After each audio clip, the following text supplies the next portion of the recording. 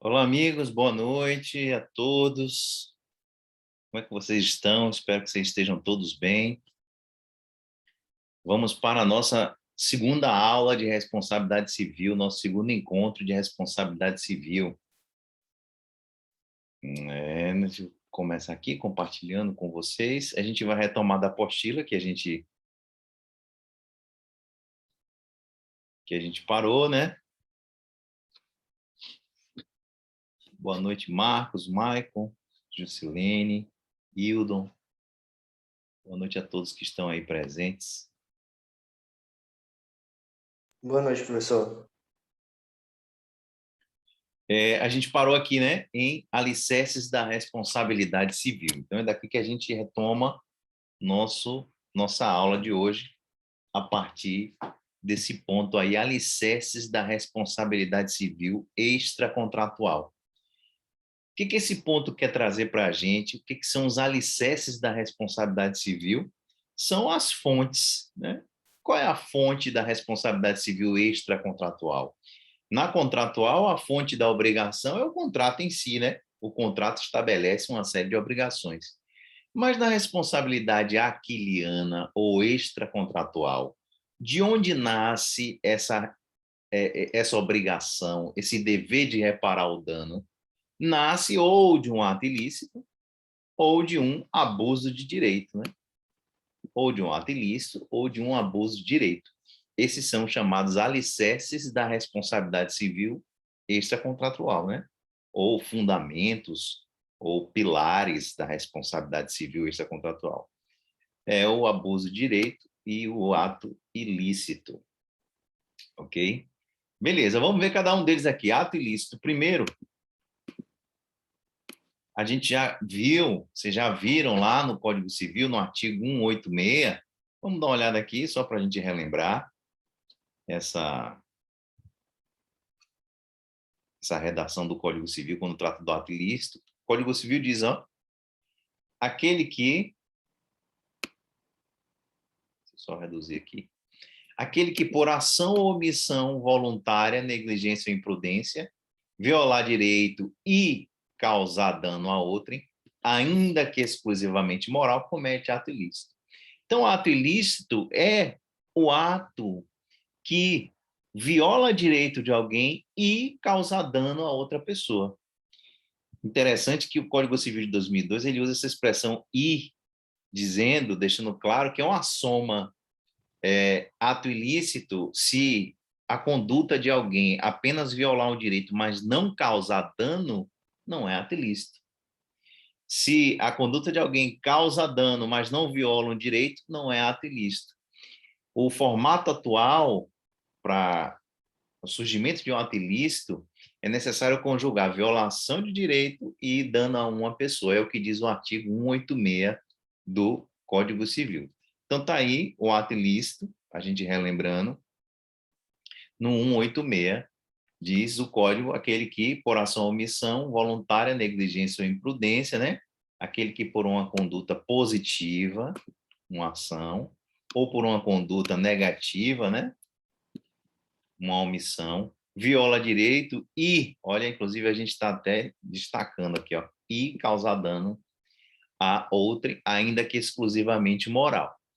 Essa norma, ela consagra o chamado princípio, ó, nemine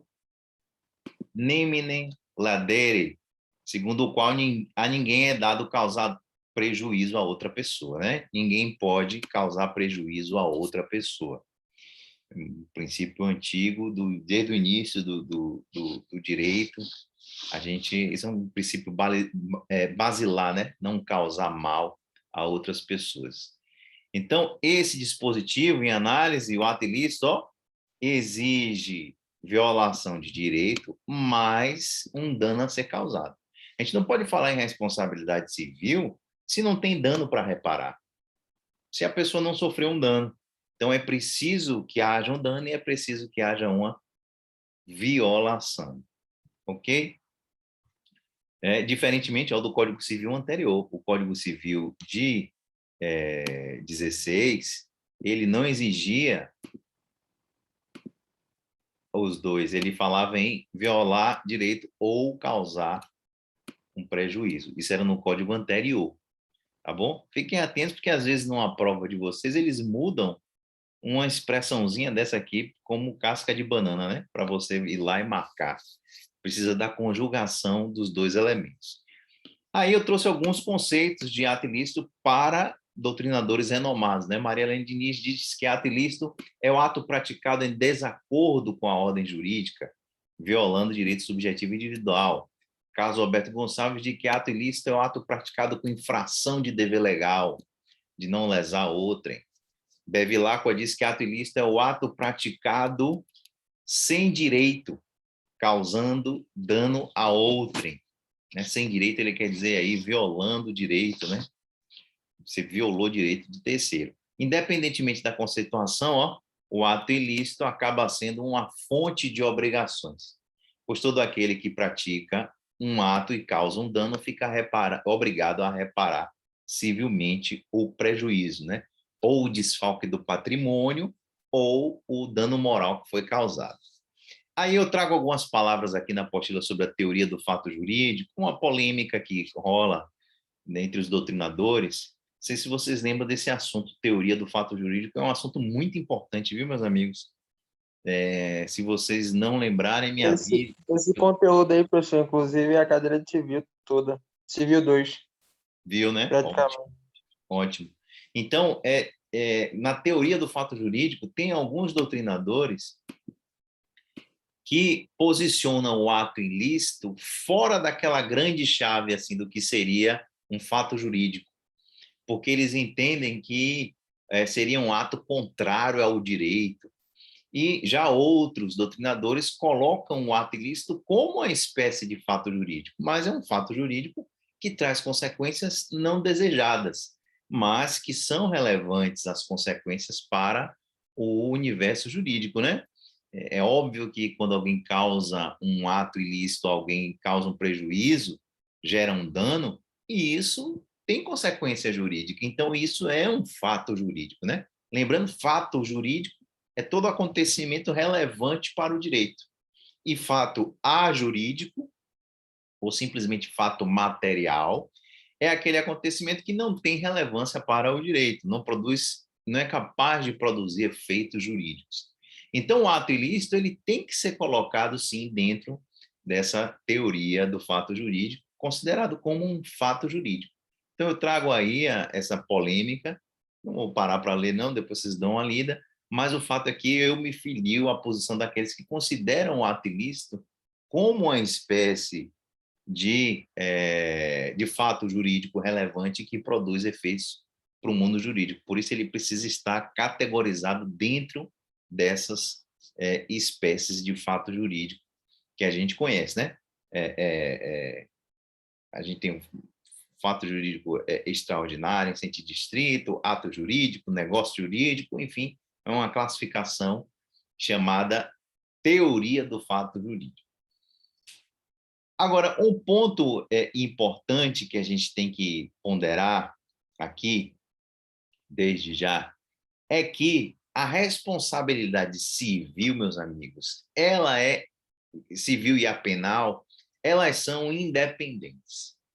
A responsabilidade civil e penal são independentes, ou seja, correm em instâncias diferentes, elas não precisam uma da outra para chegar a um resultado final. O juiz da vara civil, ele, a princípio, não precisa do desenrolar de um processo criminal que investigue o mesmo fato, que apure o mesmo fato, que julgue o mesmo fato, e vice-versa.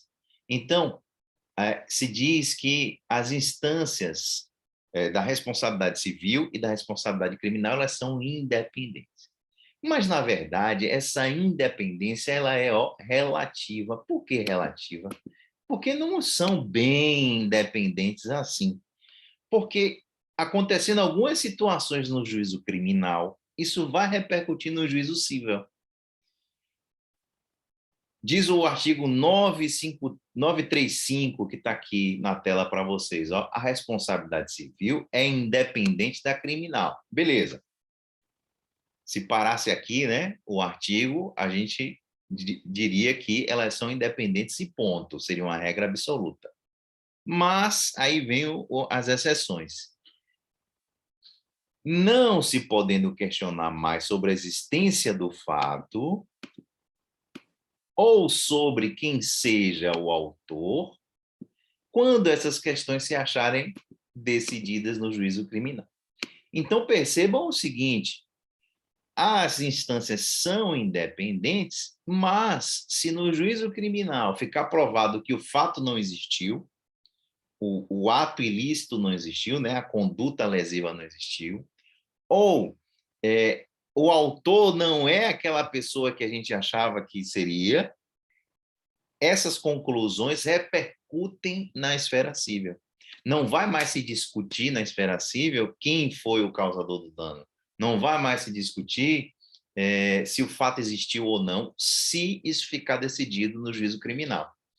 Então, há uma preponderância aí nessas duas situações do que acontece no juízo criminal em relação ao civil.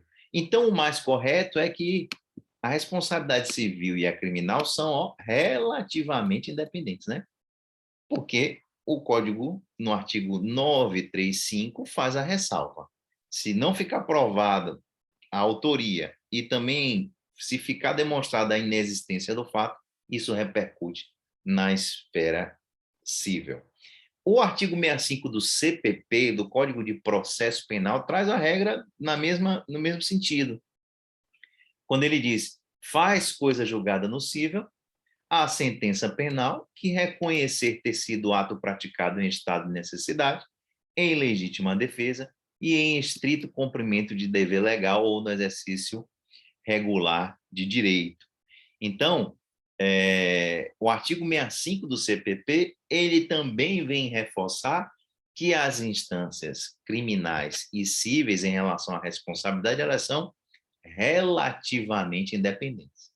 Porque, vamos imaginar, a pessoa gera um dano a alguém, mas ela gerou um dano porque ela estava agindo em legítima defesa, ela estava se defendendo. E para se defender, ela acabou, por exemplo, quebrando o braço do agressor. Neste caso aí, faz coisa julgada no cível, ou seja, impede que o agressor venha a exigir uma responsabilização civil de quem quebrou o braço dele, porque quem quebrou o braço agiu em legítima defesa. Beleza? Então, fiquem atentos aí que as instâncias são independentes, mas, as instâncias são independentes. Que é isso, meu Deus do céu, que está aparecendo aqui no meu computador? Ah, não é isso que eu quero, não. Espera aí. Na tora aqui. Ok. Espera aí, viu, meus amigos? Me dê um minutinho aqui. Pronto. Não, eu quero sem o fundo. Como é que a gente faz aqui? Espera aí. Espera aí que às vezes eu me bato aqui com esse...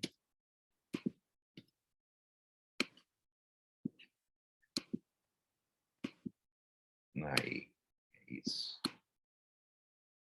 Então, ó, esses dois dispositivos são dispositivos que relativizam a independência das instâncias cíveis e criminais, entre elas, beleza? Deixa eu ver o que o pessoal está fazendo no bate-papo aqui.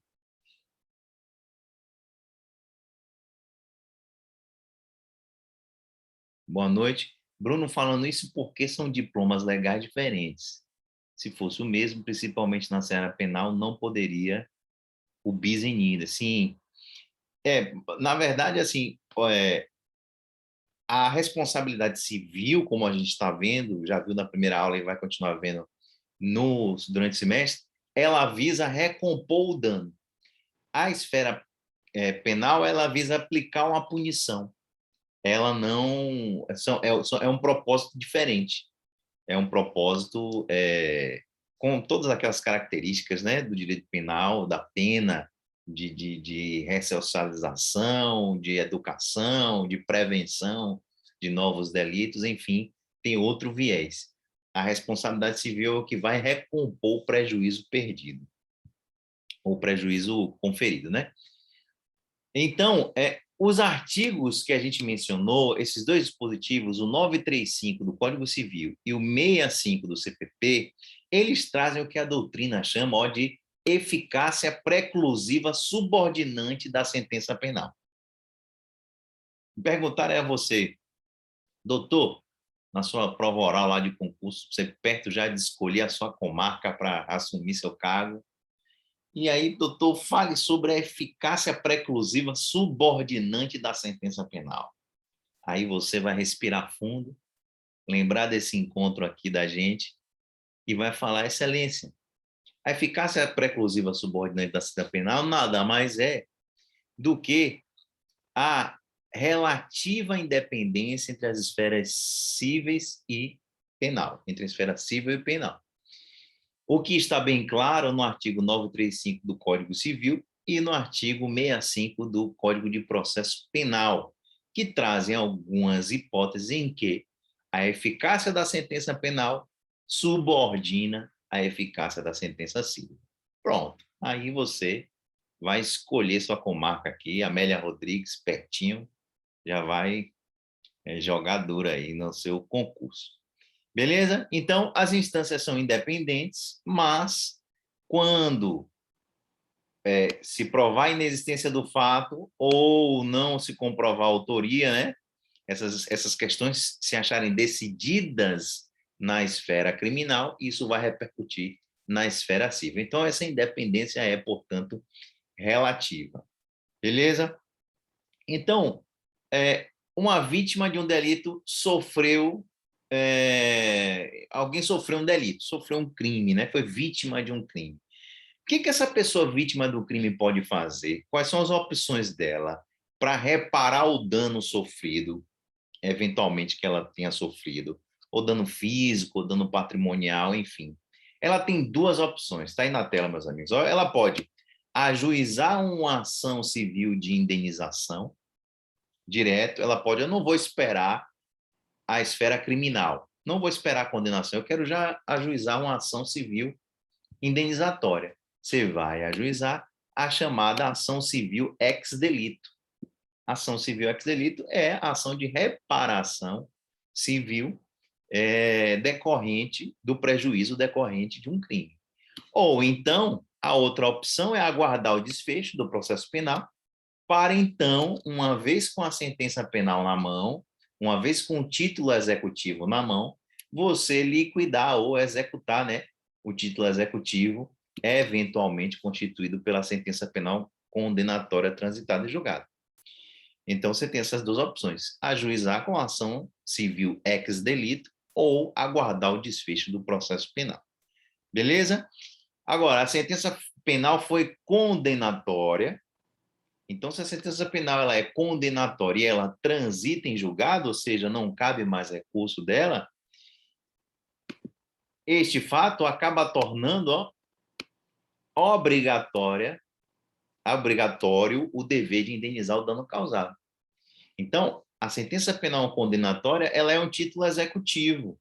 O juiz criminal disse, houve o crime, vou aplicar uma pena de, sei lá, reclusão de 5 anos.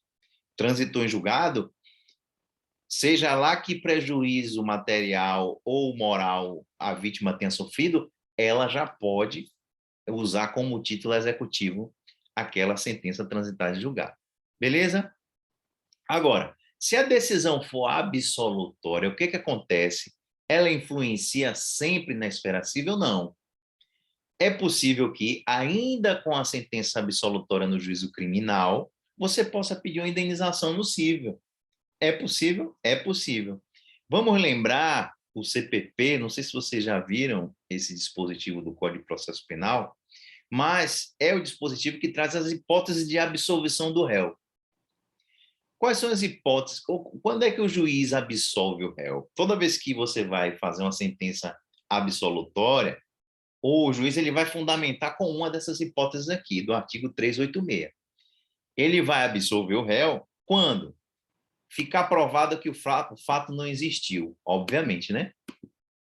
você vai apurar um crime e fica comprovado que o crime não existiu, obviamente que vai ser absolvido. Não haver prova da existência do fato. Olha, é diferente ficar provado que o fato não existiu de não haver dúvida, não haver prova suficiente que o fato existiu. São duas coisas distintas. Beleza? Mas todas as duas levam à absolvição. Também, não constitui o fato infração penal. Aquela conduta foi lesiva, mas aquilo não é o tipo penal. Não é, por exemplo, adultério. Adultério já foi um crime no Brasil, mas deixou de ser. Também, né? Eu acho que o pessoal parou para pensar que não ia ter cadeia, né, para todo mundo. Aí falou, não, vamos revogar esse negócio. Estou brincando, né? A ideia é que é o desuso mesmo, né? No direito acontece isso. Um crime, ele acaba deixando de ser crime com a mudança dos usos e costumes, né? A relevância daquilo. Quando o Código Penal foi feito lá na década de 40, o adultério era uma coisa inconcebível, né? Hoje em dia, dá no máximo uma resenha aí no Instagram ou no Zap e já foi. Também, se ficar provado que o réu não concorreu para infração penal, absolve ele no criminal. Não existir prova de ter o réu concorrido para infração penal, também, né? Não provou que ele participou.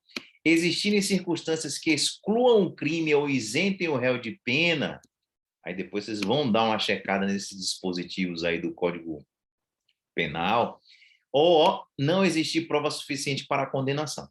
Então, o CPP, o Código de Processo Penal, ele traz as hipóteses em que o réu vai ser absolvido no juízo criminal. Agora, qual dessas aí vai repercutir, impossibilitando pedir indenização no juízo civil, e qual delas vai permitir? Aí eu fiz um esquema aqui embaixo. Em síntese, os incisos 1 e 4, né? Ficar provada a inexistência do fato, ou está provado que o réu não concorreu para a infração penal, é o que diz o artigo 935 do Código Civil. A sentença penal condenatória, vai fazer coisa julgada no cível. Ou seja, o cível, na esfera cível, não vai se poder pedir nada, porque ficou provado no criminal que não houve o fato, ou que o réu não participou do fato. Beleza?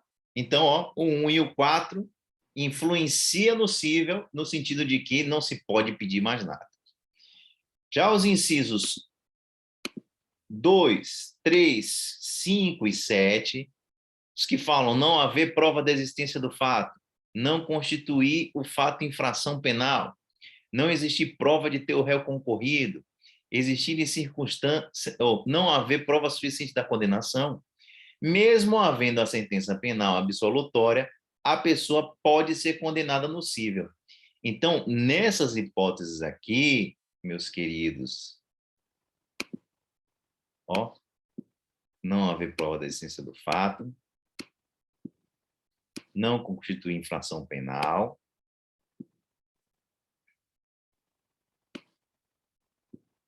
não existe prova de ter o réu concorrido e, essas de verde sublinhadas, mesmo havendo absolvição na esfera penal, a vítima pode pedir uma indenização. Porque são julgamentos que não são preclusivos, são julgamentos que não são, eles não definem de um modo,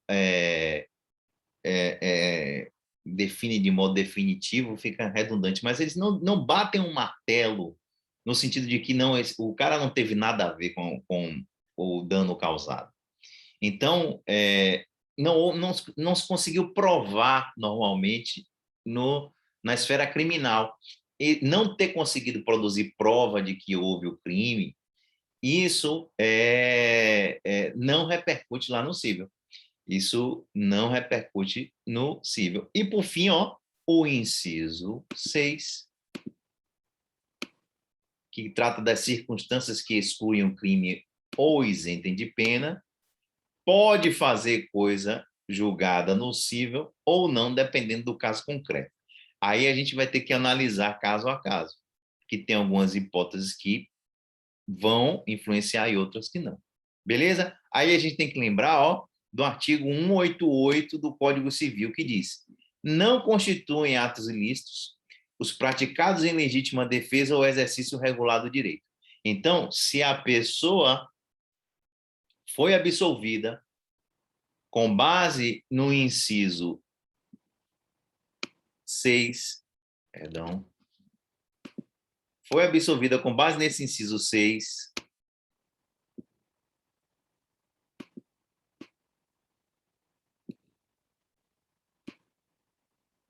lembre-se do artigo 186.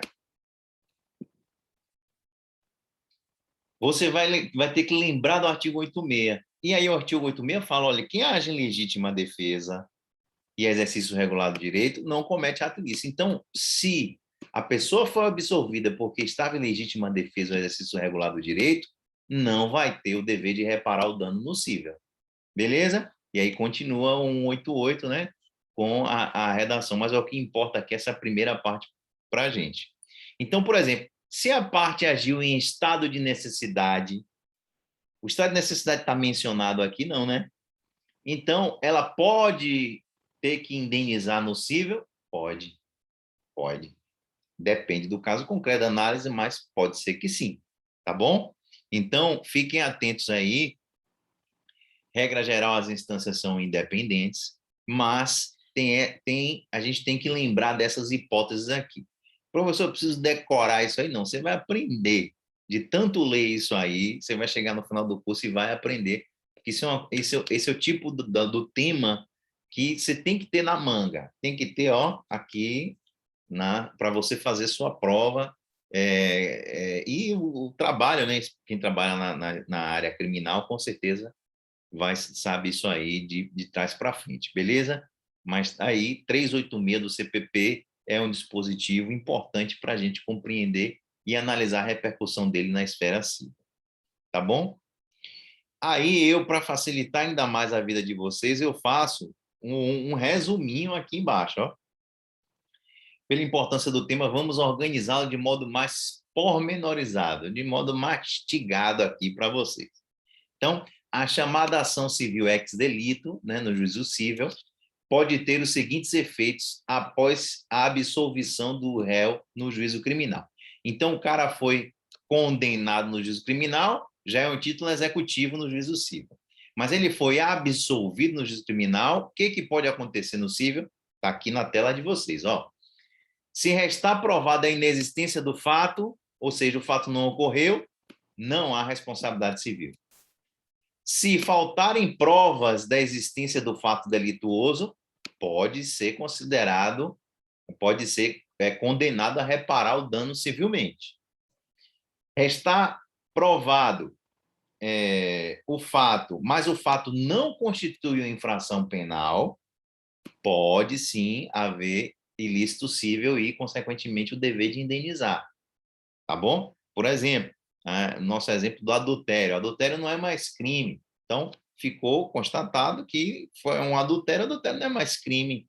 Mas a pessoa pode pedir uma indenização por dano moral por conta de um adultério? Pode, dependendo da circunstância.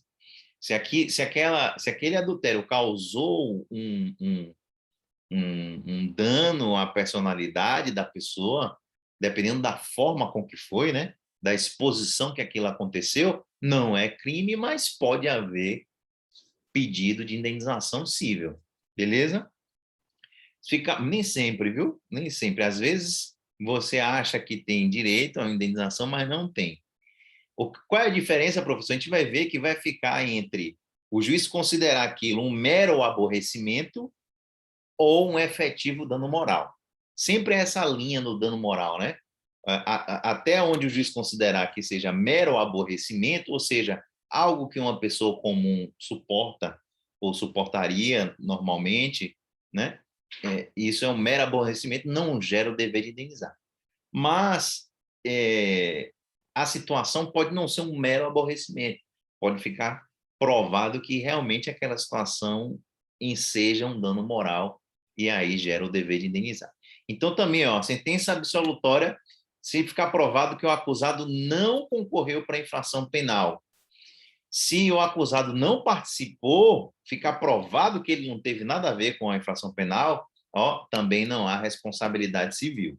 Não pode haver, essa pessoa não pode indenizar a vítima. Se faltar prova de que o acusado concorreu para a infração criminal, pode haver discussão na esfera civil. Se ficar provado algum excludente de culpabilidade, veja, não é excludente de ilicitude, é de culpabilidade. Ele até o crime existiu, mas ele é um agente não culpável, né? Ele não possui o elemento da culpabilidade. Pode haver, sim, discussão na esfera civil. E se ficar provado algum excludente de ilicitude, aí é o seguinte, legítima defesa, como a gente viu, torna o ato lícito também na esfera civil. Então, a legítima defesa ela repercute na esfera civil. Se alguém for absolvido por legítima defesa, não há que se falar em indenização na esfera civil. Beleza? A única exceção da legítima defesa, meus amigos, é a chamada aberratio ictus. Vocês já viram isso aí? Estudaram? Aberratio ictus. Aberratio ictus é o erro na execução. Vamos imaginar que eu, assim, tem até um exemplo aqui embaixo, ó. Vamos explicar logo aqui embaixo, na nota de rodapé. Ó. Aberratio ictus em direito penal significa erro na execução ou erro por acidente. Quero atingir a pessoa A e eu acabo matando B. Da leitura do artigo 73 do Código Penal, nos conduz à conclusão de que existem duas espécies de aberratio ictus, o de erro na execução. O erro na execução em sentido estrito e o erro na execução em sentido amplo ou com duplo resultado. Diz o artigo 73. Quando, por acidente ou erro, no uso dos meios da execução, o agente, ao invés de atingir a pessoa que pretendia ofender, atinge uma pessoa diversa, responde como se tivesse praticado o crime contra aquela. Então, por exemplo, se eu quero causar, enfim, quero matar Michael aí, Deus me livre, viu, Michael, pelo amor de Deus. Só que na execução eu atiro, em vez de atingir Michael, eu atinjo Marcos. Olha aí, aberratio ictus. Aberratio ictus. Houve um erro na execução. Para efeito criminal, havendo um erro na execução e atingindo uma pessoa diversa, eu vou responder como se eu tivesse praticado o crime contra Michael, não contra Marcos, que foi quem sofreu realmente as consequências. Beleza? Então, a esfera criminal fica assim. Então, a responsabilidade penal é dupla, no caso da aberratio ictus em sentido amplo. Ou seja, o agente atinge as duas pessoas, atinge quem ele queria atingir e atinge também outra que ele não queria. Então, no caso da aberratio ictus, havendo uma legítima defesa, o terceiro que foi prejudicado, quem não tinha nada a ver com a história, Marcos no caso, pode pedir indenização ao dano causado. Michael não poderá porque eu estava agindo em legítima defesa, eu estava agindo em uma retorção imediata ao mal que ele estava me causando. Aí eu tentei, né, para me defender, fui tentar matar ele. Michael não pode pedir indenização civil, mas o terceiro prejudicado, vítima da aberratio ictus, vítima do erro na execução, esse pode pedir. Beleza? Então, a legítima defesa, regra geral, exclui a possibilidade de pedir indenização civil, mas, em se tratando de erro na execução, se a minha legítima defesa atingir terceiro, este terceiro pode pedir a reparação do dano causado. Beleza? E o estado de necessidade, a excludente de licitude de estado de necessidade, em regra, assim como a legítima defesa, torna o ato também lícito na esfera civil. Qual é a exceção? É a mesma lógica da legítima defesa. Sendo a exceção o caso em que o lesado não foi o causador do perigo. Beleza? Então, se quem causou o perigo, quem gerou o estado de necessidade, foi a pessoa que acabou sofrendo o prejuízo, essa pessoa não tem nada a pedir de indenização. Mas se quem se prejudicou, quem teve um prejuízo, não foi aquela pessoa que causou aquela situação de perigo e motivou a ação de alguém em estado de necessidade, aí essa pessoa pode pedir indenização. Beleza? Por exemplo, assim, alguém com a conduta dessa pessoa, ela iniciou um incêndio. E vamos imaginar que, enfim, eu estou na casa de meu amigo João. E eu, por alguma brincadeira ou até dolosamente, iniciou-se um incêndio lá na casa de João. O outro amigo da gente, Pedro, que estava lá, ele, para se sair do incêndio, né, daquela situação emergencial, ele acabou arrombando uma porta da casa. Eu arrombei uma janela e Pedro arrombou uma porta, sei lá, num exemplo aqui. Nesse nosso exemplo, vamos imaginar que a casa era minha, né? E eu que criei a situação. Eu não vou poder pedir indenização civil se fui eu que gerei aquela situação que causou o estado de necessidade, que causou o pânico nas pessoas, que causou, né, aquela situação em que cada um teve que se salvar do jeito que pôde e acabou causando um dano, causando um prejuízo, quebrou um vidro, quebrou. Agora, quem era titular de um patrimônio que foi lesado e não causou estado de perigo, essa pessoa pode pedir indenização no cível. Beleza? Estrito cumprimento de dever legal. Se a absolvição for por estrito cumprimento de dever legal, em regra também, torna o ato lícito na esfera civil e exercício regular de direito também torna lícito. Ok? Resumão aí das consequências da sentença absolutória penal no juízo civil. Ok? Então, o ofendido ele pode escolher, olha, eu vou esperar o que vai acontecer na esfera criminal ou eu vou aguardar. É possível aguardar? Sim, é possível aguardar. Inclusive, o artigo 315 do CPC, Código de Processo Civil, ele diz que, se o conhecimento do mérito depender da verificação da existência de um fato delituoso, se a ação civil de responsabilidade civil ela depende da comprovação de um fato delituoso, o que é que o juiz civil pode fazer? Ele pode determinar a suspensão do processo até que saia a sentença criminal. Beleza? É o que diz o artigo 315. Agora percebam, o juiz civil ele é obrigado a suspender a marcha processual? Não. Ele vai analisar a situação e vai pô, beleza, eu acho que é melhor, é mais prudente a gente aguardar o que vai acontecer na esfera civil. Beleza? E como é que funciona isso? Funciona a pedido da parte, né? E aí, se a ação penal não for proposta no prazo de 3 meses, contado da intimação da suspensão, aí a suspensão deixa de produzir efeitos, cessa o efeito. Então, o juiz tem que continuar com o processo civil. E essa suspensão, de acordo com o parágrafo 2º, ela tem um prazo máximo de 1 ano. O processo civil ele pode ficar, por essa razão aí, suspenso em até 1 ano. Não pode ir além disso. Beleza? É o que está no 315 do CPC. Beleza. E vem cá, professor, e se a sentença penal declarar prescrição do delito, o que acontece?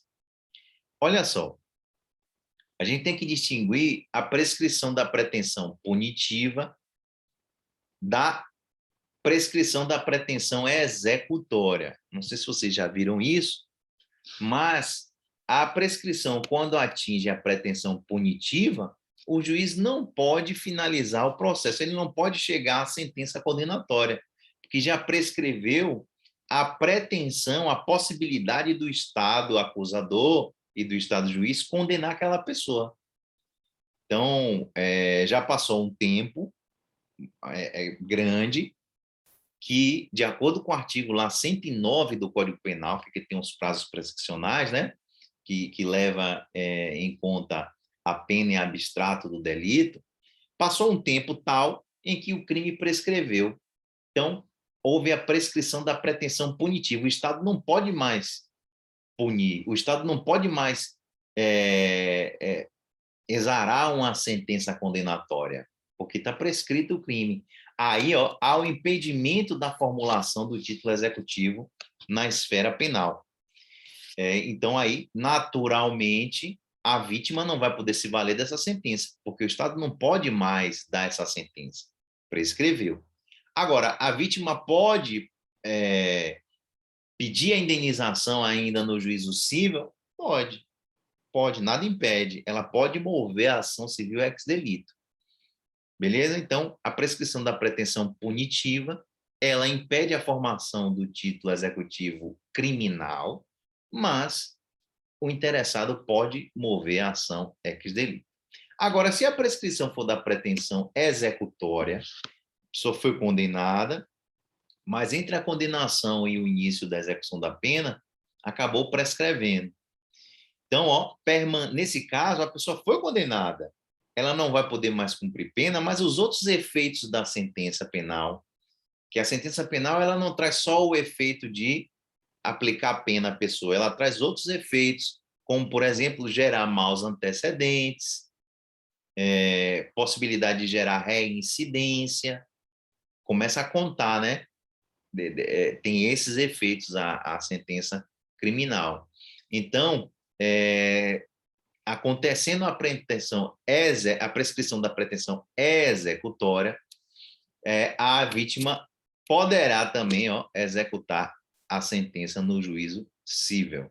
Beleza? Qual a diferença? A diferença é que aqui já tem um título executivo. A pessoa já foi condenada, ela já é culpada. Aí, com base nesse título executivo, o interessado já pode executar ele no civil. Quando a prescrição é da pretensão punitiva, não é formado o título executivo na esfera criminal.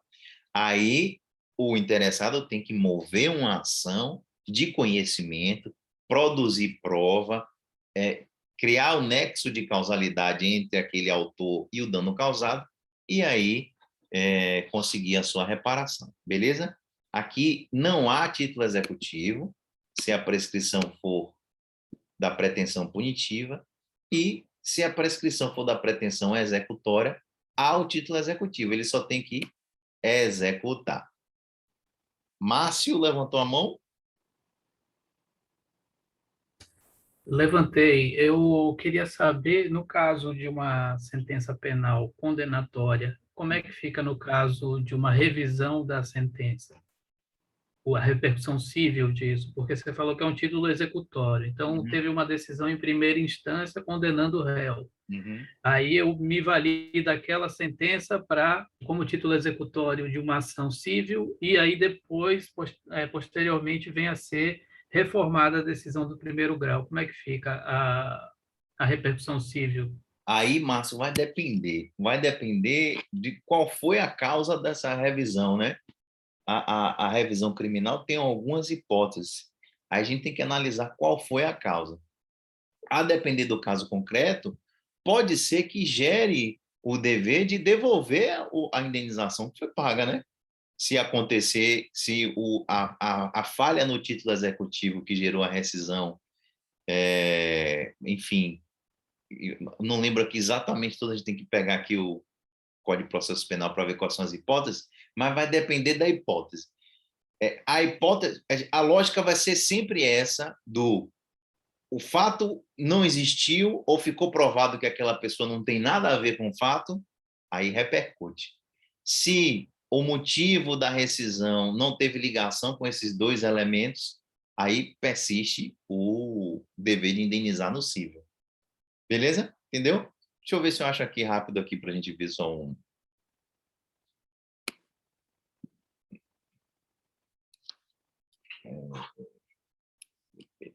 Rapidinho. Deixa eu procurar.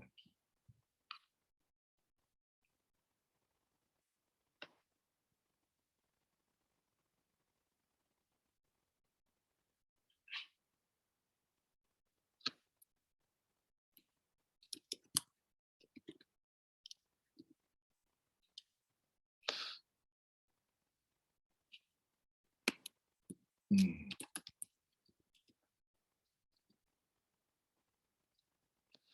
eu ver se eu acho aqui.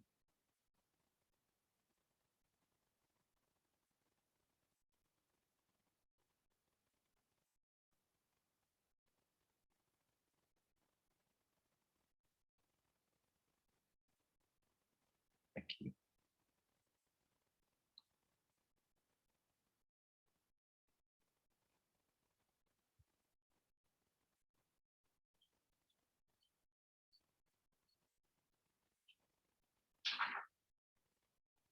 Pronto.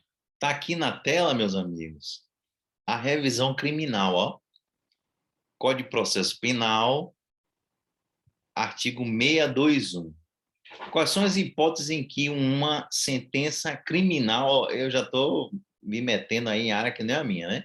Mas vamos lá para a gente tentar esclarecer aqui as consequências. A revisão dos processos findos será admitida quando? Quando a sentença condenatória for contrária ao texto expresso da lei penal ou a evidência dos autos. Vamos imaginar que a sentença foi contrária à evidência dos autos. Isso não gera repercussão nociva, porque o tribunal lá percebeu, pô, o processo está dizendo uma coisa e a prova está dizendo uma coisa e o juiz condenou. A prova está levando à absolvição, o juiz condenou. Isso aí necessariamente não vai automaticamente causar uma consequência na reparação civil. A reparação civil ela pode, enfim, sobreviver a isso aí. Agora, por exemplo, se ficar provado que a sentença condenatória for contrária a texto expresso da lei penal, essa expressão é bem ampla, né? Mas se, por exemplo, a pessoa foi condenada por um crime que, na verdade, aquele crime não existe, não tem aquele tipo penal. O tipo penal não abarca aquela conduta. Aí eu já entendo que, sim, isso vai repercutir na esfera civil com a mesma lógica do que a gente estava falando antes, né? Ficou comprovado que a pessoa não... aquela conduta não é crime para a lei penal. Aí, Márcio, como eu só me confundi, ficou provado que não é um crime, pode sim haver ainda repercussão civil, mesmo, foi o que a gente já tinha falado antes, né? Se ficar comprovado que eu usei até o exemplo do adultério, o adultério já foi crime e deixou de ser. Nesse caso aí, o que eu entendo é que a repercussão civil ainda pode acontecer.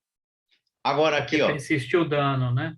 E isso pode persistir o dano. Quando a sentença, inciso 2, o 621, quando a sentença condenatória se fundar em depoimentos, exames ou documentos comprovadamente falsos.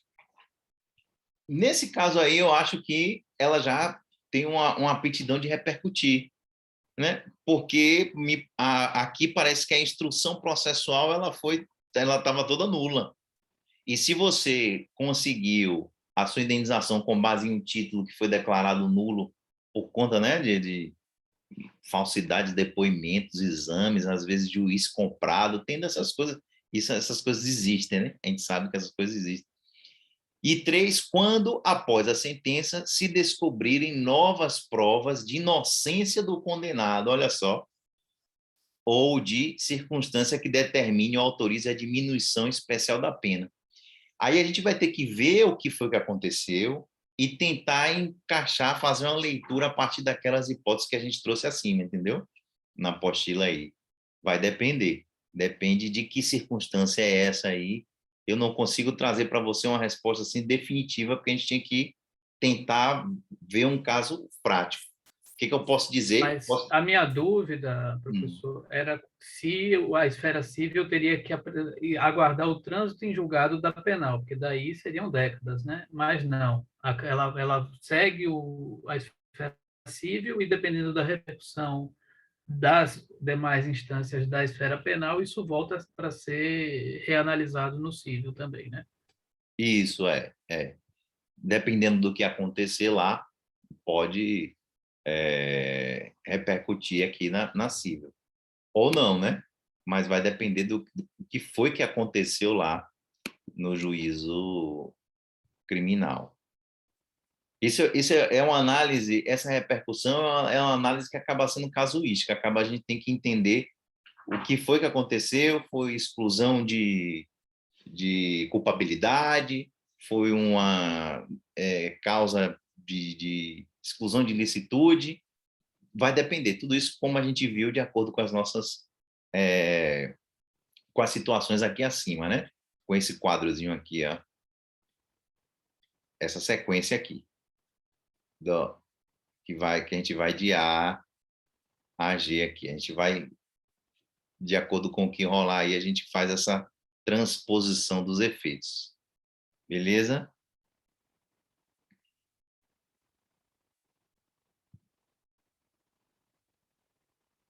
Então, em síntese,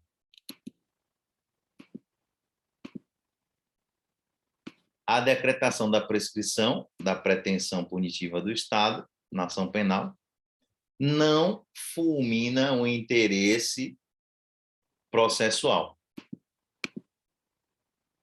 Então, ó, prescrição da pretensão punitiva. Ok? Como a gente já viu acima. O STJ aí dizendo o que a gente falou aqui em cima. Tá bom? Ok.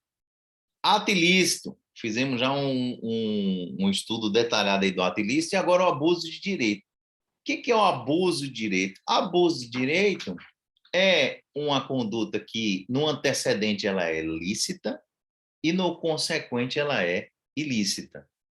É uma conduta que alguém começa agindo bem, começa agindo dentro das regras jurídicas e acaba extrapolando e acaba abusando desse direito. O abuso de direito está no artigo 187 do Código Civil, que diz, ó, também comete ato ilícito o titular de um direito que, ao exercê-lo, excede manifestamente os limites impostos pelo seu fim econômico e social, pela boa-fé ou pelos bons costumes. Olha só, quanto conceito indeterminado aqui, né? Fim econômico e social, boa-fé, bons costumes. Tudo isso aqui é uma janela aberta, né? Como diz Miguel Reale, é uma porta aberta para a interpretação para o juiz, no caso concreto, preencher o que é fim econômico, o que é boa-fé, né? Bons costumes. Então, enquanto o ato ilícito ele é feito com normas mais objetivas, né? Com normas regras, o abuso de direito ele já é cheio de norma-princípio, cheio de conceitos legais determinados que devem ser preenchidos no caso concreto. Então, a gente tem aí essa amplitude de ação do magistrado no caso concreto. Exemplos de abuso de direito. O professor tem como dar exemplos aqui de abuso de direito? Sim. Abuso do exercício do direito de greve. Aqui embaixo, publicidade enganosa, abusiva, abuso de greve, chamada lide temerária também, né? Ou abuso de direito processual. Veja bem, a pessoa pode fazer greve? Pode, mas ela não pode abusar do direito de greve. O vendedor de um produto ou serviço pode fazer publicidade? Pode, mas ele não pode praticar a chamada publicidade abusiva. que é a publicidade que pode levar os consumidores a terem algum prejuízo, né? Algum dano. Beleza? Então, tá aí o abuso de direito. Abuso de direito é uma categoria que também pode levar à responsabilidade civil. Agora, a responsabilidade civil derivada do abuso de direito, é interessante que a gente diga isso, e isso que foi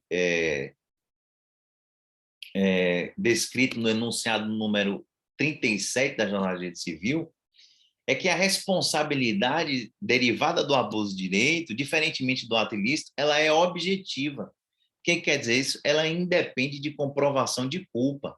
Olha o que diz o enunciado 37 da primeira Jornada de Direito Civil. A responsabilidade civil decorrente do abuso de direito independe de culpa. Fundamenta-se no critério objetivo finalístico. O juiz analisa aquela situação concreta. Houve aí abuso de direito? Houve. Então, não se investiga a culpa no abuso de direito. Beleza? Ok. Amigos, passados esses 2 pontos, passados os 2 fundamentos, a gente passa para o ponto que é os elementos da responsabilidade civil ou chamado também pressupostos de indenizar. Se você vai mover uma ação civil, o que é que você precisa comprovar? O que é que você precisa demonstrar para ter sucesso na sua ação? Não há uma unanimidade doutrinária sobre o tema. A gente estudando, a gente pode ver que cada doutrinador enumera elementos distintos. E aí, por exemplo, Roberto Gonçalves traz como pressuposto de dever indenizar ou elementos da responsabilidade civil, ação ou omissão, culpa ou dolo do agente, nexo causal, relação de causalidade e dano. Traz esses 4 elementos. Professor Silvio de Salvenosa traz ação ou omissão, relação de causalidade e dano. Você vê que ele não fala de culpa ou dolo, né? Professor Silvio de Salvenosa. Não, fala aqui, perdão, culpa embaixo. Maria Helena Diniz, ação ou omissão, dano moral ou extrapatrimonial e relação de causalidade entre o dano e a ação. Já Rodolfo Pamplona e Pablo Stoso traz como elementos conduta humana, dano ou prejuízo e nexo de causalidade. Eu fico aqui, de todos esses, que são muito parecidos, né? Muito parecidos, eu fico com esses elementos aqui de Flávio Tartucci. Elementos da responsabilidade civil. Conduta humana, conduta de um sujeito. Culpa genérica, né? Culpa ou dolo. Quando a gente fala culpa genérica ou lato sensu, a gente está falando de culpa ou dolo. Nexo de causalidade, dano ou prejuízo. Então, está aí os elementos por Flávio Tartucci. Então, vamos ficar com esse rol, esse último rol, e vamos estudar cada um desses elementos aqui agora. O primeiro elemento é a conduta humana. O primeiro elemento da responsabilidade civil, do dever de indenizar, é a conduta humana. A conduta humana, ela pode ser na modalidade omissiva, né, em um não fazer, ou uma atitude comissiva, uma ação, um fazer, um facere, né? Um não facere ou um facere.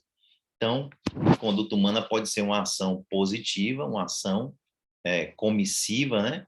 Um ato comissivo, uma ação, ou uma omissão. E a conduta culposa, como vocês já sabem, é aquela realizada com negligência, imprudência ou imperícia. Ok? Regra geral, a conduta humana que gera um dano é a ação, né? A ação, o facere, a conduta comissiva. Já a omissão, para ela ficar caracterizada e gerar o dever de indenizar, tem que existir o dever jurídico de agir, né? tem que haver o dever jurídico de agir e a prova de que aquela conduta que deveria ter sido realizada não foi.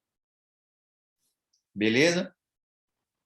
Então, a gente só pode falar em responsabilidade civil quando a gente está falando de omissão se há realmente o dever jurídico daquela parte de agir. É por isso, e é o que a gente menciona aqui na apostila, que o STJ ele tem entendido que os condôminos eles não podem ser responsabilizados por furtos ou roubos de veículos praticados no interior do condomínio. Por que não? Porque os condôminos e o condomínio em si, ele não tem o dever jurídico de garantir segurança da população. Quem tem o dever jurídico de garantir a segurança da população é o Estado. Segurança pública, quem em tese tem que garantir é o Estado. Agora, claro que se na convenção do condomínio, o condomínio se obriga a fornecer segurança, ele se obriga, ele assume essa responsabilidade, aí pode haver sim o dever de indenizar, beleza? Então, a conduta humana que gera o dever de indenizar, regra geral, a ação, a positiva. A omissão vai gerar o dever de indenizar se não houver, se houver o dever jurídico de agir. Ok? A gente, regra geral, responde pelos nossos atos, né? A gente responde pelos atos que a gente pratica, mas excepcionalmente, a gente vai responder por condutas que não sejam as nossas, condutas de terceiros. Tem algumas hipóteses, por exemplo, o artigo 932 do Código Civil, que trazem situações em que a pessoa vai responder civilmente por um ato que não foi ela que praticou. Vou abrir aqui para vocês.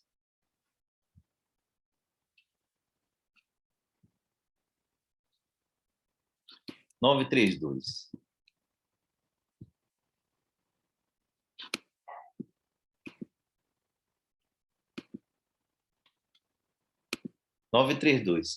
São também responsáveis pela reparação civil. Olha só.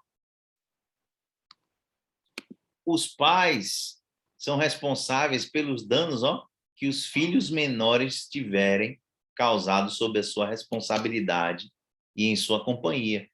Então, perceba que, regra geral, a gente responde civilmente pelos atos que a gente pratica, mas, excepcionalmente, nós podemos ser chamados a responder, a reparar o dano causado por terceiros. Exemplo, está aqui, o 932 tem vários. Os pais se respondem pelos filhos, o tutor e o curador respondem pelos seus tutelados e curatelados, o empregador, ele responde pelos atos de seus empregados. Então, se um empregado causa um dano a alguém no exercício da sua função, né, do trabalho, o empregador, ele pode vir a ser chamado a responder civilmente.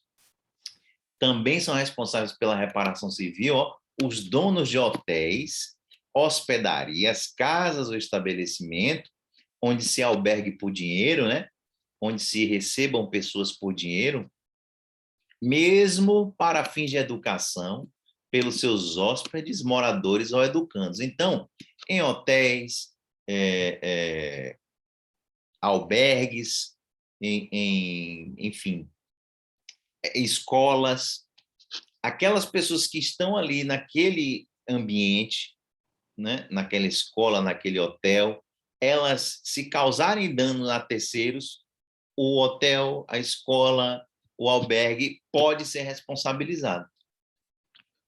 E, por fim, os que gratuitamente houverem participado dos produtos do crime, né? Quem ganhou com o crime, quem lucrou com a conduta criminosa, também pode ser chamado a reparar o dano civil. Beleza? Ok. Então, regra geral, a conduta que gera o dever de indenizar é a conduta do próprio agente. mas ele, em algumas situações, pode vir a ser chamado a responder civilmente por ato de outras pessoas. Também, pelo chamado fato do animal, que a gente vai estudar aqui.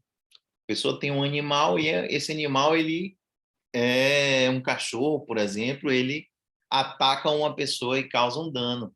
Gera dever de indenizar? Gera dever de indenizar. Não foi uma conduta da própria pessoa, né? Mas ela tem uma responsabilidade pelos danos que aquele animal dela causar.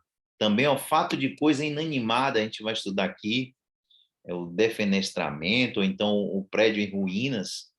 Se um prédio em ruínas, um pedaço do prédio em ruínas se despedaça e cai sobre uma pessoa, por exemplo, causando um dano a essa pessoa, o proprietário do prédio, o dono daquela instalação, ele vai responder pelo dano causado a terceiro. É o chamado fato de coisa inanimada. Também, produto colocado no mercado de consumo.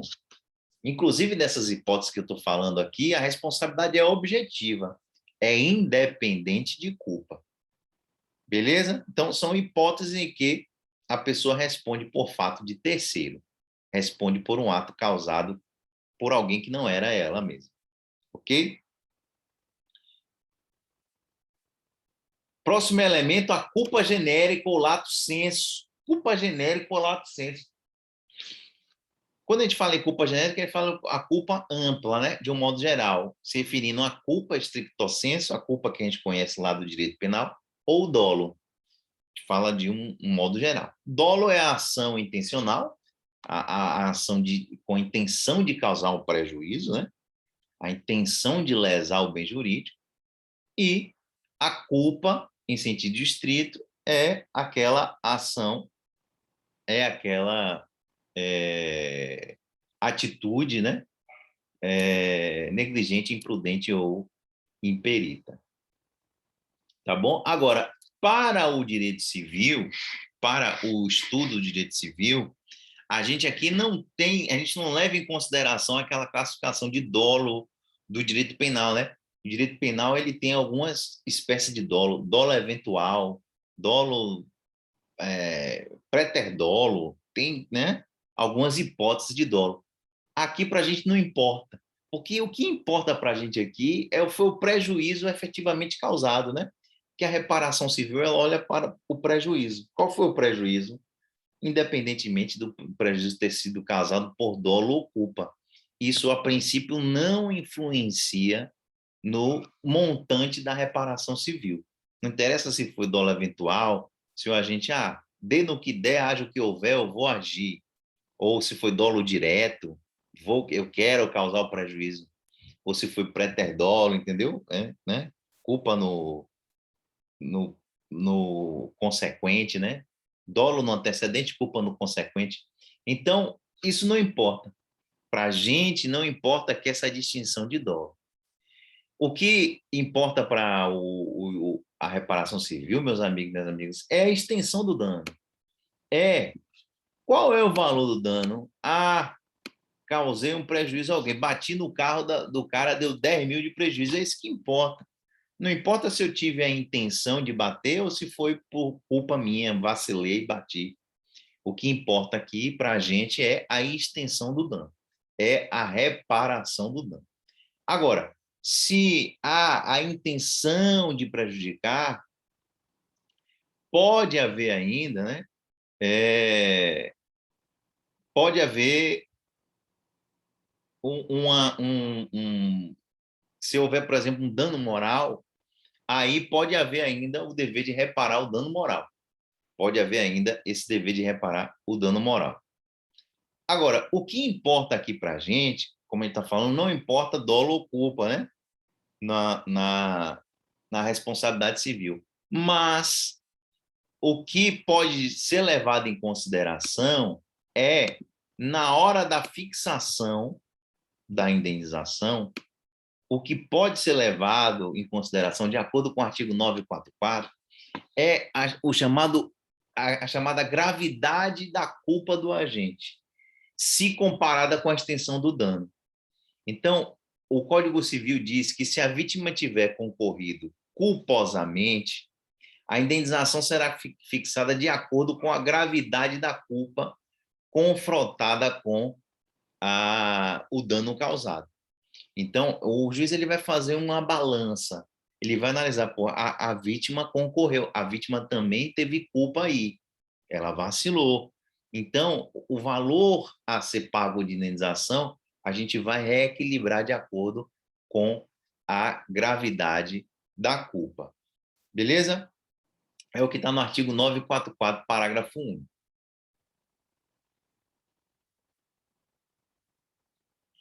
Isso aqui eu acredito que vocês já saibam, né? As modalidades de culpa, né? Imprudência, negligência, imperícia.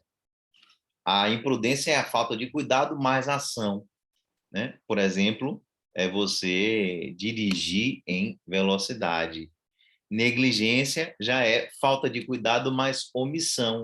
Você deveria fazer uma coisa e não fez. Deveria fazer a manutenção no carro e não fez. A manutenção no avião e não fez. Negligência. Imperícia é a falta de qualificação para o desempenho de uma função.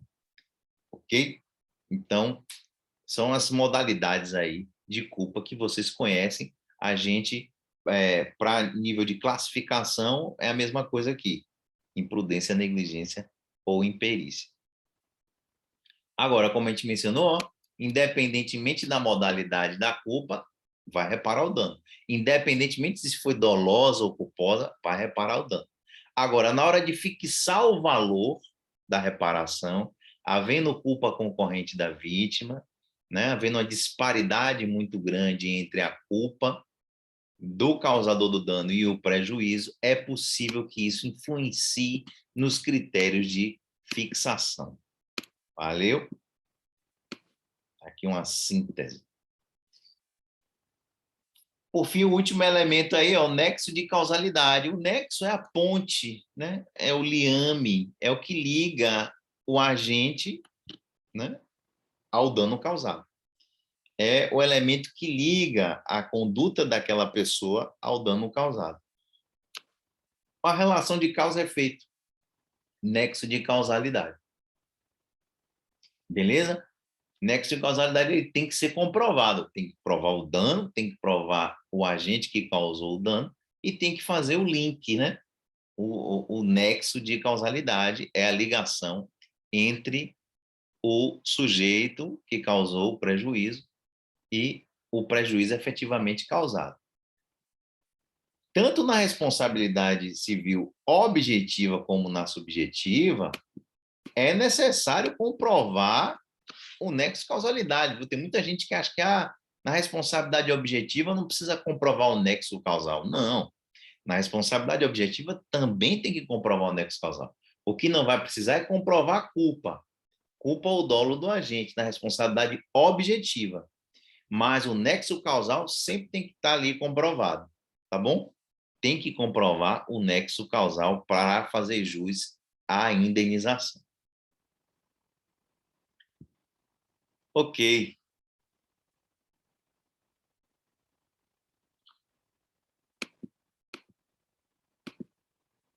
Agora, quando é que o nexo causal ele é excluído? Quando é que o nexo causal é excluído para efeitos de responsabilidade civil? Quando há a chamada culpa ao fato exclusivo da vítima, né? A vítima que deu causa ao prejuízo, então a gente não pode falar em nexo causal. Quando houver culpa ao fato exclusivo de terceiros, né? Regra geral, isso exclui o nexo causal. Foi um terceiro que causou o dano, regra geral, exclui o nexo causal. Agora, em alguns casos, não se admite a alegação de fato de terceiro como excludente do dever de indenizar. Exemplo, no contrato de transporte, por exemplo, é um dos casos em que o Código, expressamente o Código Civil, diz lá no artigo 735, que no contrato de transporte de pessoas, no contrato de transporte de um modo geral, de coisas ou de pessoas, não é possível alegar como excludente dever indenizar a culpa exclusiva de terceiro. Então, por exemplo, em um acidente aéreo, a empresa aérea não vai poder alegar, olha, o avião estava com a manutenção ok, em dia, eu fiz tudo certo, a culpa foi exclusiva do piloto. O piloto que estava, sei lá, que ele vacilou, foi uma imperícia dele, ou ele foi pilotar e estava, sei lá, drogado, enfim. Pode a transportadora alegar isso, dizer, olha, eu não tenho culpa, a culpa foi exclusiva do piloto, ou o avião caiu por causa de uma tempestade, aí eu não vou indenizar os parentes das vítimas do avião. Pode? Não pode. O próprio Código Civil, no artigo 735, proíbe isso, beleza? Fato exclusivo de terceiro, regra geral, vai elidir o nexo causal, mas em alguns casos, especialmente previstos em lei, né, taxativamente vai se prever isso na lei, como é o caso do contrato de transporte, aí a culpa exclusiva de terceiro não vai ser aceita para excluir o nexo causal. Beleza? Caso fortuito ou força maior, também exclui o dever de indenizar. Agora, a gente tem que fazer uma ressalva aqui. Caso fortuito ou força maior é aquele acontecimento, né, inevitável. Tem uma distinção que a doutrina faz, mas essa distinção também não é pacífica. Alguns entendem que caso fortuito é um evento derivado de força da natureza, outros entendem que é força maior. Inclusive, está rolando até um tsunami aí, né? Um risco de tsunami, que um vulcão, meu Deus do céu. Só ouvi falar nisso hoje, um vulcão que entrou parece uma pré-erupção aí, o pessoal já está com medo de tsunami, de ondas aqui em Salvador. Rapaz, quando a gente acha que não pode piorar, né? Tsunami. Pois é. O caso fortuito ou força maior, meus amigos, também, sim, também pode quebrar o nexo causal. Beleza? Também pode ser uma fonte. Agora, o enunciado 443 da Jornada Civil, ele deixa claro, ó, o caso fortuito ou força maior somente serão considerados como excludentes da responsabilidade civil quando o fato gerador do dano não for conexa à atividade desenvolvida. Em outras palavras, quando for o chamado fortuito externo, ou seja, quando for um acontecimento imprevisível que seja estranho àquela atividade desenvolvida. Se o caso fortuito ou o evento inevitável, se ele teve relação com o risco da própria atividade desenvolvida, aí não quebra o nexo causal. Deixa eu dar um exemplo aqui.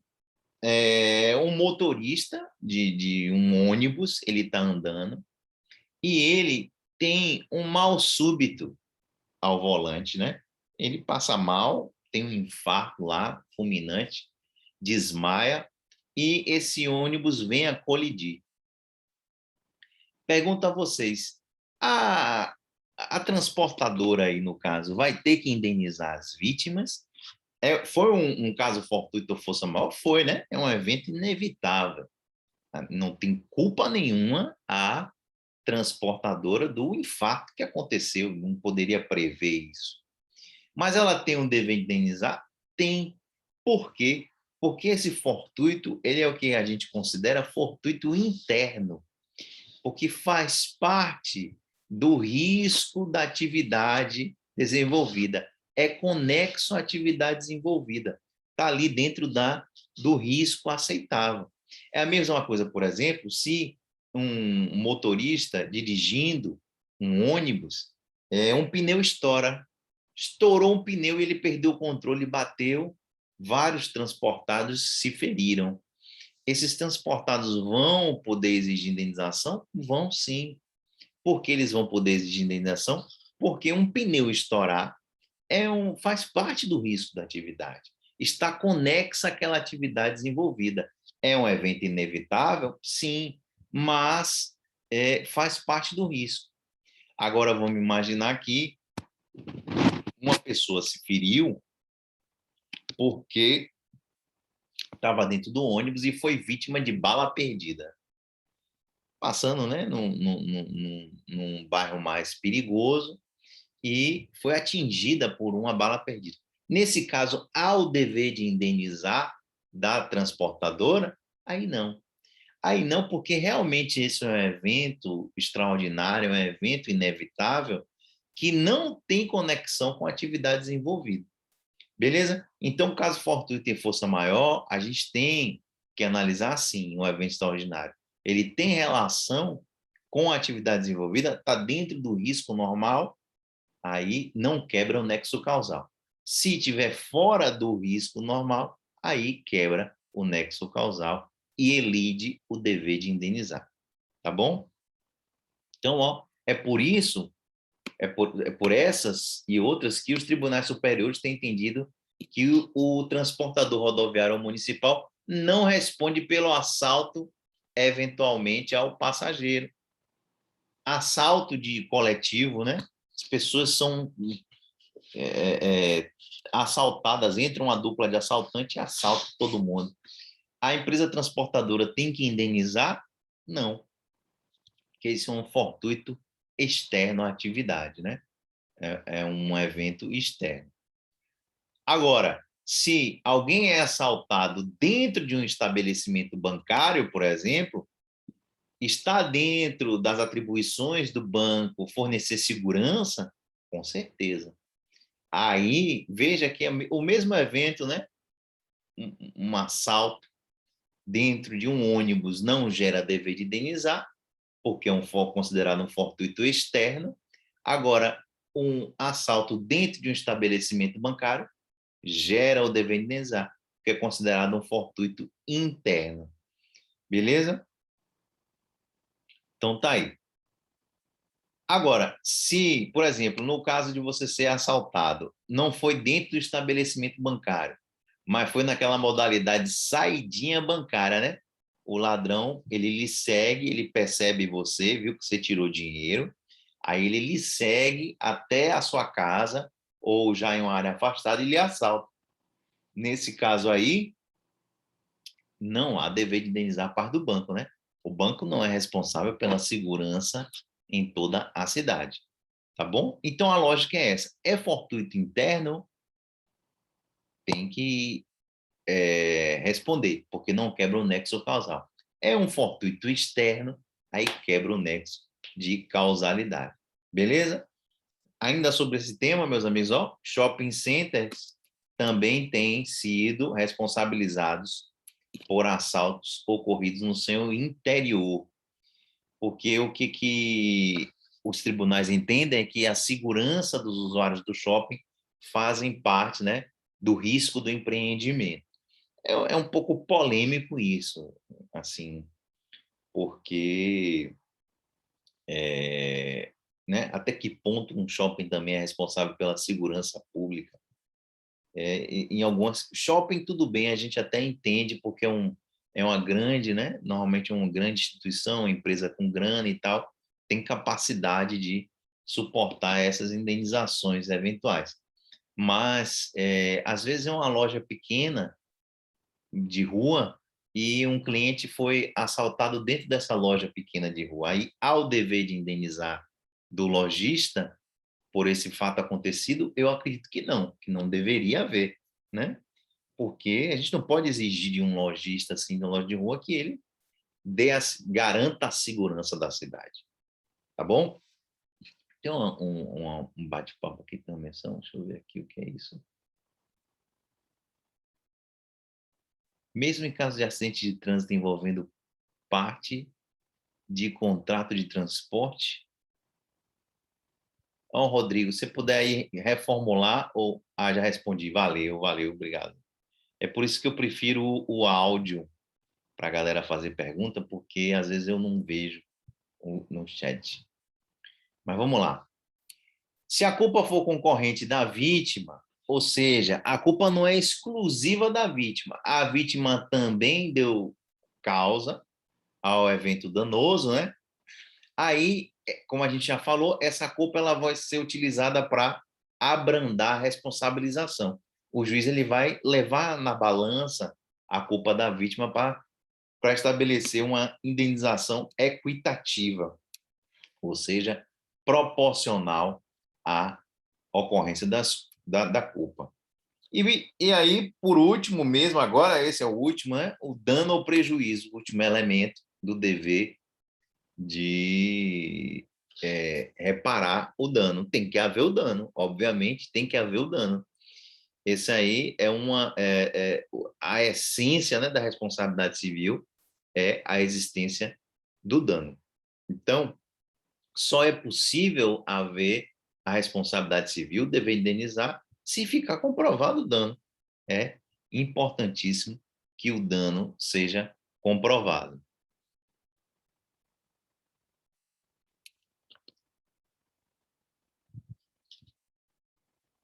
Tem uma discussão, meus amigos e minhas amigas, em relação ao inadimplemento contratual. Uma pessoa não cumpre com um contrato que ela se obrigou. Isso pode gerar um dever de indenizar, uma responsabilidade civil pela inexecução do contrato? Isso aí depende, né? Isso aí vai depender da situação. Regra geral, não. Regra geral, o inadimplemento contratual não gera dever de indenizar, mas, excepcionalmente, se ficar comprovado que houve um prejuízo além do normal, pode sim gerar o dever de indenizar. Tá bom? Ok. Galera, o Código Civil, quando ele se refere a dano, ele usa as expressões, ó, prejuízo, perdas e danos, tudo é sinônimo, viu? Tudo é sinônimo para a gente aqui. Dano, prejuízo, perdas e danos, a gente usa essa expressão como sinônimo. E o dano, o que é que abrange o dano? O dano vai abranger tanto o dano efetivamente sofrido, que é chamado de dano emergente, bem como o dano que está por vir, chamado lucro cessante. Então, a indenização ela vai ser fixada com base no dano geral, tanto no dano emergente, aquele dano efetivamente sofrido, bem como no chamado lucro cessante, aquilo que vai se deixar de ganhar, né? O exemplo clássico para a gente distinguir é o caso do motorista de aplicativo, por exemplo, do taxista que tem uma batida no seu carro, né? É vítima de uma batida no carro. O dano emergente é o conserto do carro e o lucro cessante é o valor que vai ser compensado pelos dias que o taxista ou o motorista do aplicativo não vai poder rodar com o carro. Então, ele vai ser indenizado nessas duas vias aí, tá bom? Então, o que efetivamente a pessoa perdeu é chamado de dano emergente. Aquilo que ela deixou de ganhar é chamado de lucro cessante, ok? Então, o dano ele se divide em dano emergente e lucros cessantes. Beleza? Deixa eu ver aqui o que a gente tem mais de importante aqui para a gente tratar hoje.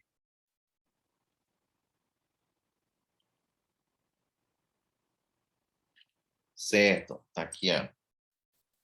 Isso aqui também é interessante. Na hora de reparar o dano, o que é que deve buscar o juiz? Qual é a preferência que ele deve dar? A preferência que ele deve dar ao juiz é a reparação do dano, chamada reparação in natura. Que a reparação in natura é tentar devolver a pessoa para o estado anterior ao prejuízo, tentar restaurar o status quo ante. Essa é a ideia principal. Devolver a pessoa à situação que ela se encontrava antes do dano. Mas, eventualmente, isso não é possível. Eventualmente, o que vai ser buscado vai ser a compensação. Então, vejam que, tecnicamente, a gente tem uma diferença entre os termos reparação e compensação, né? compensação seria um substituto. Acontece sempre a compensação nos casos dos danos morais, por exemplo, né?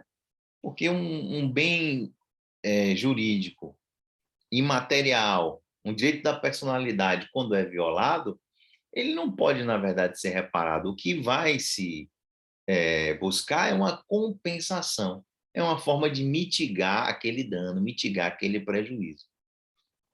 Ok?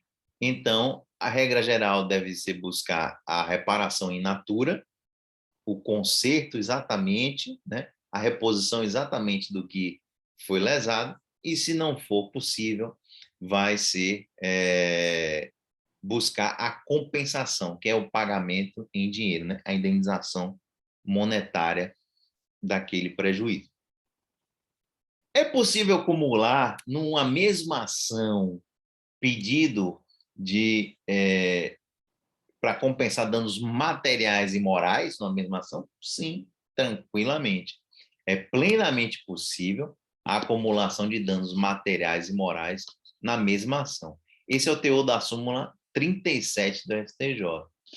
Mais recentemente, o STJ editou outra súmula, a 387, dizendo, olha, pode acumular, além de dano material e moral, também os chamados danos estéticos. A gente vai ver isso. O dano estético é uma outra espécie de dano.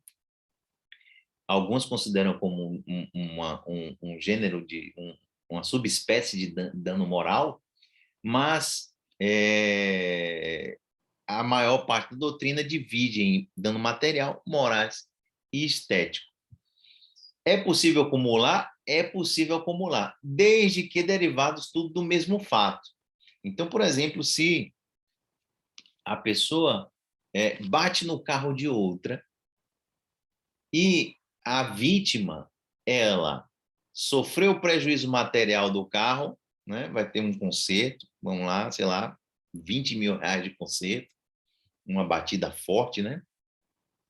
A pessoa ficou traumatizada com essa batida, não consegue mais dirigir, criou pânico para dirigir. Isso aí é um fator, essa situação seria um fator de pedir indenização por dano moral? Sim, né? A pessoa sofreu um dano moral. E, além de tudo, a pessoa ainda ficou com uma deformidade no rosto, uma cicatriz permanente por conta do acidente. O que é essa cicatriz permanente? Dano estético.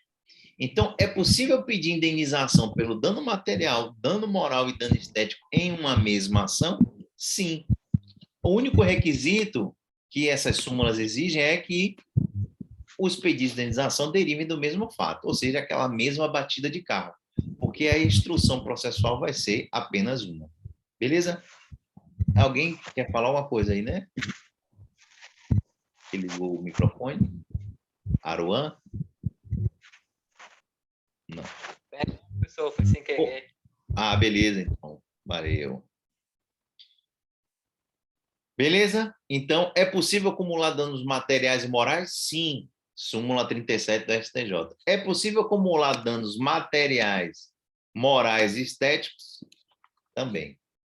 Desde que derivado do mesmo fato, é a súmula 387. Tá bom? Para finalizar hoje, galera, que eu tô na poeirinha hoje o dia foi barril, estou aqui no piloto automático. Nós temos duas espécies de danos, os chamados danos tradicionais, né? Dano moral e material, tradicionais ou clássicos, e nós temos os também chamados novos danos ou contemporâneos. Ó. São eles, dano estético, que a gente mencionou agora, dano moral coletivo, a gente vai estudar essas espécies todas de dano. Danos sociais, danos por perda de uma chance. São novas modalidades de danos que vêm surgindo aí atualmente. Oh, desculpe. Galera, vai dar 10 horas aí e hoje, já foi por hoje, viu? Hoje aí, realmente, Marcelão tá... Ai, hoje eu acordei, foi 4h30 da manhã, rapaz. Valeu, viu, galera? Grande abraço a vocês. Obrigado aí. Valeu, professor. Qualquer Alô, coisa, professor. só chamar, viu? Abração. Forte abraço, professor. Boa noite. Bons Valeu, colegas. Ótimo fim de valeu, semana para Jader, todos. valeu. Valeu, Luan, valeu, Márcio, Bruno, Luan, Michael. Boa noite, professor. Obrigado. Valeu, Rodrigo. Valeu.